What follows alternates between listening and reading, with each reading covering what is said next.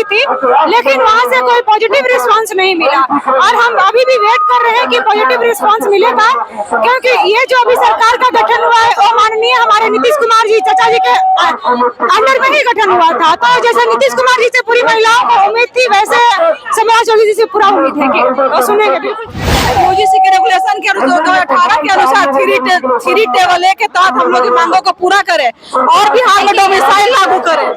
Domicile को सब जगह लागू, यहाँ भी लागू करें और अतिथि शिक्षक का समायोजन और भी राज्य में हो चुका है, तो यहाँ करने में क्या जा रहा है? बगल का झारखंड राज्य है, झारखंड में हो गया तो बिहार में क्यों नहीं कर रहे हैं वो? आखिर उनकी क्या परेशानी है? हम लोग की संख्या ज्यादा नहीं है, उनको करना चाहिए। हम लोग यूजीसी के तहत ही आए हैं, न कि ऐसे उठ के आ गए हैं। और अगर उन्हें लगता है कि कोई हम लोग के डॉक्यूमेंट्स में कोई फॉल्ट है, कोई ये है, तो जांच करवा लें।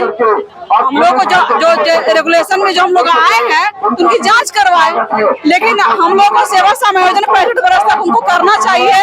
हम लोग बड़ी उम्मीद के साथ यहाँ बैठे हैं। अगर उनसे नहीं होता है ये काम तो अपनी सत्ता को छोड़ दे, वो त्याग पत्र दे दे, उनको काम नहीं होता है तो। इसीलिए हमारी मांगों को सम्राट चौधरी से नम्र निवेदन है, हमारी मांगों को पूरा करें। जून तक नहीं रेंग रही है। सोचिए, पढ़े लिखे छात्र अपने पढ़ाई लिखाई छोड़ करके आज आंदोलन पर बैठ रहे हैं। उनको थोड़ा सा सोचना चाहिए कि पढ़े लिखे लोगों के साथ अन्याय न हो, बैठकर गंभीरता पूर्वक विचार करें और हम लोग की मांगों को पूरा करें। बिहार का उच्च शिक्षा व्यवस्था आपदा में गुजर रहा है।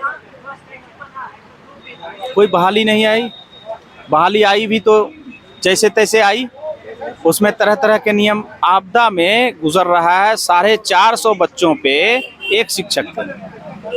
हायर एजुकेशन पे कोई ध्यान नहीं था। और वो उस दौरान जो पीएचडी होल्डर हुए, उस दौरान जो एज जिनका कोलैप्स किया, वो कहाँ जाएंगे? इसी के लिए हमारा डिमांड है कि वैसे लोग जो उस वक्त से गेस्ट में पढ़ा रहे हैं, तो इसलिए वैसे लोगों को समायोजित कीजिए आपदा के दौर से। आपदा के दौर में उस इंटर मैट्रिक की परीक्षा ही हो जाती है तो आप डिटेन कर करके आगे करके लेते हैं, उनको छूट दे दिया जाता है उस आपदा के दौरान। और उसके बाद अभी और डोमिसाइल नीति पे हम ये कहना चाहते हैं कि ये डोमिसाइल नीति लड़ाई सिर्फ असिस्टेंट प्रोफेसर की नहीं है।